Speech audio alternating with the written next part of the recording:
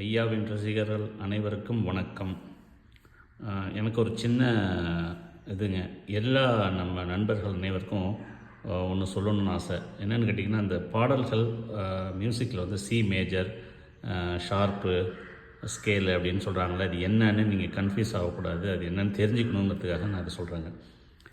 ஒன்றும் இல்லைங்க, இந்த நோட்ஸில் இந்த அந்த ராகங்கள் அப்படிலாம் சொல்கிறாங்கல்ல, அந்த நம்ம வெஸ்டர்ன் கலாச்சாரம் நம்ம இந்தியன் கலாச்சாரத்தில் இந்தியன் மியூசிக்கல்ஸில் நோட்ஸு சரிகம பதினென்னு நம்ம சொல்கிறோம். அதே வெஸ்டர்னில் சிடிஇஎஃப்ஜின்னு சொல்கிறாங்க.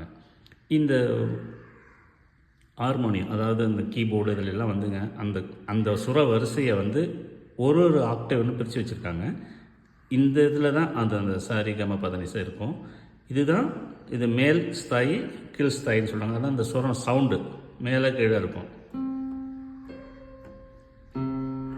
அவ்வளோதாங்க.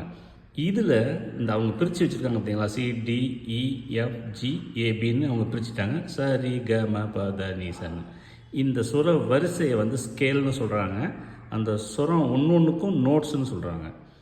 இது சி, இது சி ஷார்ப்பு, இது டி, இது டி ஷார்ப்பு. இதில் சரிகம பதனிசன்னு எப்படி வருதுன்னு கேட்டிங்கன்னா, சரிகம பதனி எகெயின் சரிகம அப்படின்னு போயிட்டு இருக்கணும். இதில் வந்துங்க இந்த ஸ்கேல் இருக்குது, அதாவது வரிசையாக 7 நோட்டு. அது வந்து மேஜர் மைனர்னு இருக்கும். அதில் மேஜர் ஷார்ப்பு, மைனர் ஷார்ப், இப்படி அவங்க பிரிக்கிறாங்க. ஒரு உதாரணத்துக்கு, இது மேஜர் ஸ்கேல் சிங்க, இதே மைனர் இருக்குது. இப்படி போய் இப்படி வந்து இப்படி போகுது, அவ்வளோதாங்க, சிம்பிளாக. இந்த ஸ்கேலு மேஜர், மைனர், அதே ஒரு நோட்டும்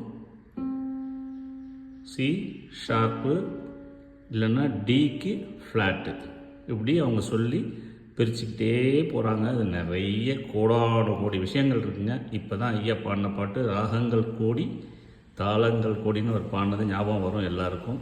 நன்றி, வணக்கம்.